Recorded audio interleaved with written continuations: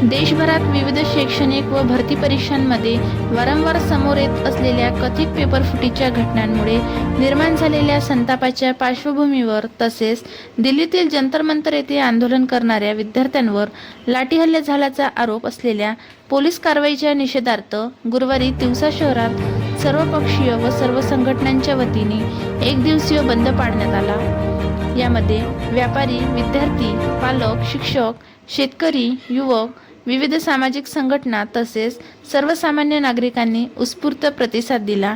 शहरातील बहुतांश व्यापारी प्रतिष्ठाने, बाजारपेठा व व्यावसायिक आस्थापना दिवसभर बंद ठेवून आंदोलनाला पाठिंबा दर्शविण्यात आला।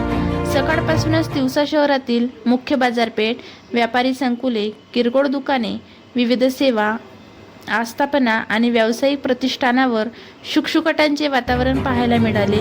व्यापाऱ्यांनी कोणत्याही दबावाशिवाय स्वयंस्फूर्तीने आपली दुकाने बंद ठेवत विद्यार्थ्यांच्या प्रश्नाची एकात्मता व्यक्त केली। दुपारी 12 वाजता पेट्रोल पंप चौकात सर्वपक्षीय निषेध आंदोलनास प्रारंभ झाला। विविध राजकीय पक्षाचे पदाधिकारी, सामाजिक संघटनांचे प्रतिनिधी, विद्यार्थी संघटना, व्यापारी संघटना, युवक आणि नागरिक मोठ्या संख्येने सहभागी झाले होते। आंदोलनस्थळी पेपरफुटी बंद करा, विद्यार्थ्यांना न्याय द्या, शिक्षण वाचवा, भविष्य वाचवा, भ्रष्टाचाराचा निषेध असो अशा घोषणांनी परिसर दणाणून गेला।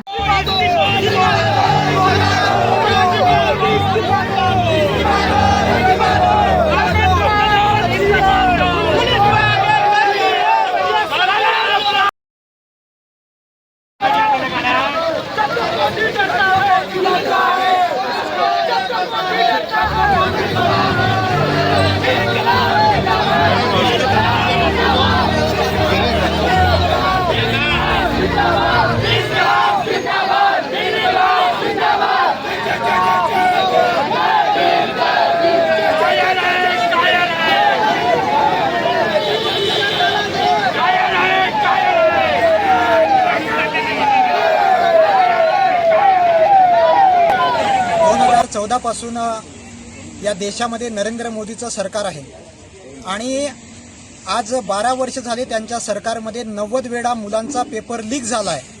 आता या देशामध्येच नाही तर महाराष्ट्रामध्ये सुद्धा अनेक पेपर लीक झाले आणि जेव्हा पोरं प्रश्न विचारण्यासाठी रस्त्यावर उतरतात तेव्हा महाराष्ट्राचा मुख्यमंत्री पोरांना अराजक म्हणतो, देशाचा शिक्षण मंत्री पोरांना आतंकवादी म्हणतो आणि देशाचा प्रधानमंत्री जो अशिक्षित आहे तो मुलांशी बोलतच नाही।